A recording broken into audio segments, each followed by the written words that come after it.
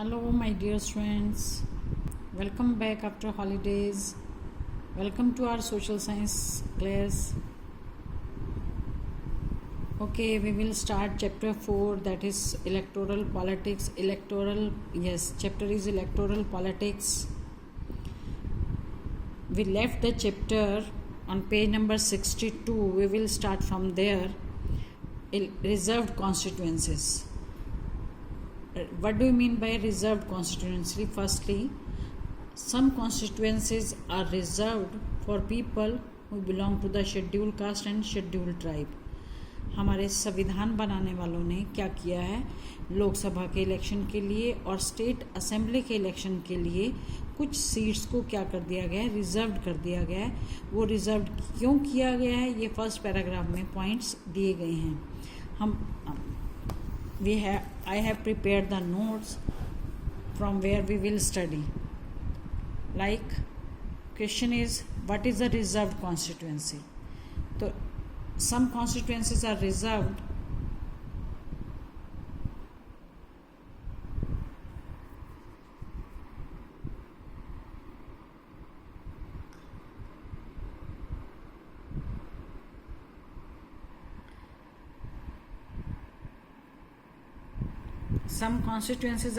for people who belong to the scheduled caste and scheduled tribe.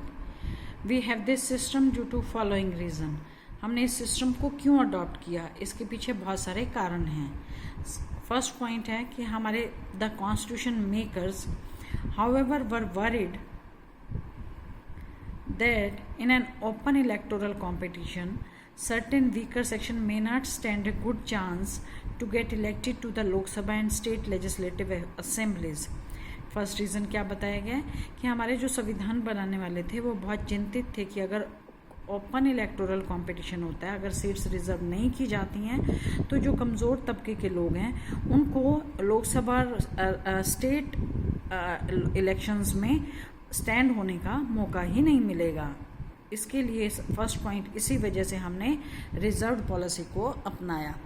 Second point क्या है, second point ये है, they may not have the required resources. और हो सकता है कि इलेक्शन के लिए उनके पास क्या हो, उनके पास रिक्वायर्ड रिसोर्सेज में ये कह सकते हैं कि उनके पास मनी ना हो. They may not have the required resources education and context to contest and win election against others. हो सकता है उनके पास रिक्वायर्ड रिसोर्सेज ना हो, तो एडुकेशन ना हो और इलेक्शन लड़ने के लिए पार्टीज के साथ कांटेक्ट ना हो, जनरल कैटेगरी के खिलाफ इलेक्शन लड़ने के लिए. तीसरा रीज़न जो दिया उन्होंने कि इस वजह से रिजर्व करना ज़रूरी है, those who are influential and resourceful में prevent them from winning election. और जो लोग प्रभावकारी होंगे, रिसोर्सफुल होंगे, वो हो सकता है कि उनको इलेक्शन जीतने से रोकें. तो फोर्थ पॉइंट है, इफ़ दैट हैपन्स, अगर ऐसा होता है तो हमारी पार्लियामेंट और असेंबली जो थी वो हमारी पॉपुलेशन का महत्वपूर्ण हिस्से की आवाज़ से वंचित हो जाएगी. अगर रिजर्वेशन पॉलिसी नहीं होती है तो कमज़ोर तबके की आवाज़ उठाने के लिए पार्लियामेंट में और असेंबली में कोई नहीं पहुंच पाएगा. इसी वजह से हमें क्या करना पड़ा, इसी वजह से हमें रिजर्व्ड पॉलिसी को अपनाना पड़ा. फिफ्थ पॉइंट है, और अगर हम रिजर्वेशन ना देते तो हमारी जो डेमोक्रेसी थी वो क्या हो सकती थी, डेमोक्रेसी हमारी लेस रिप्रेजेंटेटिव और लेस डेमोक्रेटिक कहलाती.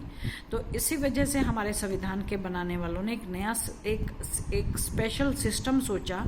वो स्पेशल सिस्टम क्या था कि वीकर सेक्शन को रिजर्व्ड कॉन्स्टिट्यूएंसीज देना. इस तरह आपका आता है कि reserve constituency, reason for reserve constituency क्यों किया गया.